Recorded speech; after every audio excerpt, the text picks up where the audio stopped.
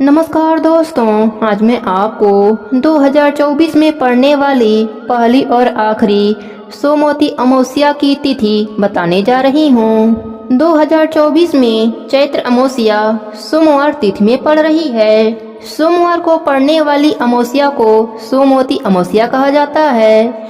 हिंदू धर्म में इस अमावस्या का विशेष महत्व है। पुराणों में कहा गया है कि इस दिन सुहागिन महिलाओं को अपने पति की दीर्घायु की कामना के लिए पूजा करना चाहिए। इस दिन मौन व्रत रहने से सहस्त्र गोदान का फल प्राप्त होता है।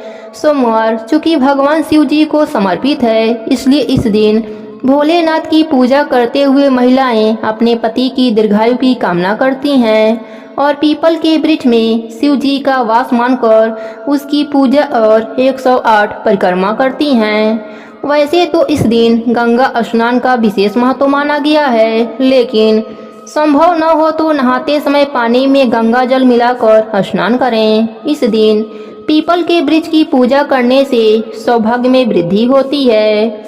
पीपल की पूजा के बाद गरीबों को कुछ दान अवश्य देना चाहिए। यदि कोई नदी या सरोवर निकट हो तो वहां अवश्य जाएं और भगवान शंकर, पार्वती माता, गणेश जी और तुलसी जी की भक्ति भाव से पूजा करें।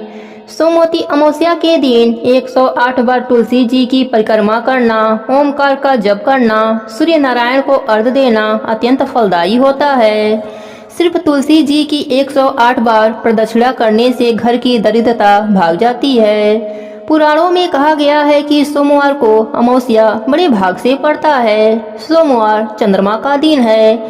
इस दिन सूर्य तथा चंद्र एक सीध में स्थित रहते हैं, इसलिए यह पर्व विशेष पुण्य देने वाला बन जाता है। धर्मशास्त्रों में ऐसा वर्णित है कि पांडव पूरे जीवन तरसते रहे, परंतु उनके संपूर्ण जीवन में सोमवती अमावस्या नहीं आई। चैत्र अमावस्या 8 अप्रैल 2024 सोमवार को है। इस दिन साल 2024 की पहली सोमवती अमावस्या का संयोग बन रहा है। इसके अलावा इस दिन सूर्य ग्रहण भी लग रहा है। चैत्र अमावस्या को भूतड़ी अमावस्या भी कहा जाता है, क्योंकि इस दिन नकारात्मक शक्तियां सक्रिय होती हैं। पंचांग के अनुसार चैत्र अमावस्या की शुरुआत 8 अप्रैल सुबह 3:21 पर होगी और इसका समापन 8 अप्रैल रात में 11:50 पर होगा। चैत्र अमावस्या पर सूर्य ग्रहण भी लग रहा है। सूर्य ग्रहण की शुरुआत रात 9:12 से होगी और इसका समापन मध्य रात्रि 1:25 पर होगा। सूर्य ग्रहण की कुल अवधि 4 घंटे 25 मिनट तक रहेगी। यह सूर्य ग्रहण मीन राशि स्वाति नक्षत्र में लगेगा। स्नान दान का मुहूर्त रहेगा 4 बजे से सुबह 5:18 तक। अब सुनते हैं महापुण्य फल देने वाली सोमवती अमावस्या की कथा। कांचीपुरी नगरी में एक देवस्वामी नाम का ब्राह्मण रहता था। उसकी पत्नी का नाम धनवंती और पुत्री का नाम गुणवंती था। ब्राह्मण के 5 पुत्र भी थे। देवस्वामी ने सभी पुत्रों का विवाह करने के बाद पुत्री के विवाह के लिए योग्य वर की तलाश के लिए अपने बड़े बेटे को नगर के बाहर भेज दिया। फिर उसने गुणवंती की कुंडली एक ज्योतिषी से दिखाई। ज्योतिषी ने बताया कि विवाह होते ही यह कन्या विधवा हो जाएगी। यह सुनकर देवस्वामी दुखी हो गया। उसने उस ब्राह्मण से उपाय पूछा। ज्योतिषी ने बताया कि इस योग का निवारण सिंघल द्वीप निवासी सीमा नामक धोबन को घर बुलाकर उसकी पूजा करने से ही संभव होगा। यह सुनकर देवस्वामी ने अपने सबसे छोटे पुत्र के साथ पुत्री गुणवंती को सीमा धोबन को घर लाने के लिए सिंघल द्वीप भेज दिया।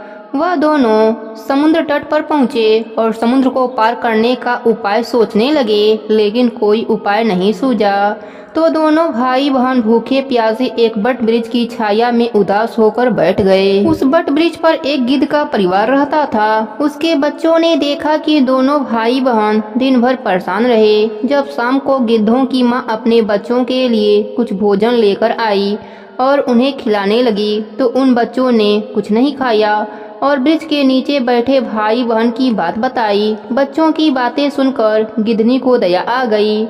उसने दोनों भाई बहन के पास जाकर कहा कि तुम दोनों की इच्छा उसे पता है, तुम दोनों भोजन कर लो। सुबह तुम दोनों को समुद्र पार सीमा धोबन के पास मैं पहुंचा दूंगी। गिदनी की बात सुनकर वह दोनों बेहद खुश हुए। सुबह होते गिदनी ने उन्हें सीमा के घर पहुंचा दिया। फिर वे सीमा धोबन को घर लेकर आए और उनकी पूजा की, जिसके बाद ब्राह्मण देव स्वामी की पुत्री का विवाह हुआ। 1 सप्ताह बीतते ही उसके पति की मृत्यु हो गई। तब सीमा धोबन ने गुणवंती को अपने पुण्य का फल दान दिया, जिससे उसका पति जीवित हो उठा। इसके बाद सीमा धोबन उन दोनों को आशीर्वाद देकर वह सिंघल द्वीप चली गई। सीमा धोबन का पुण्य चले जाने से उसके पुत्र, दामाद और पति की मृत्यु हो गई। तब उसने एक नदी के किनारे स्थित एक पीपल के वृक्ष के नीचे भोलेनाथ की पूजा करी और पीपल की 108 बार परिक्रमा करी, जिसके प्रभाव से उसका पुण्य फिर से प्राप्त हो गया। उसके पति, पुत्र और दामाद फिर जीवित हो उठे। सोमवती अमावस्या की इस कथा को कहने, सुनने और हुंकारा भरने से अखंड सौभाग्य का वरदान मिलता है। प्रेम से बोलिए पार्वती माता की जय हो, भोलेनाथ की जय हो। एक गरीब ब्राह्मण परिवार था, जिसमें पति पत्नी के अलावा एक पुत्री भी थी। पुत्री धीरे धीरे बड़ी होने लगी।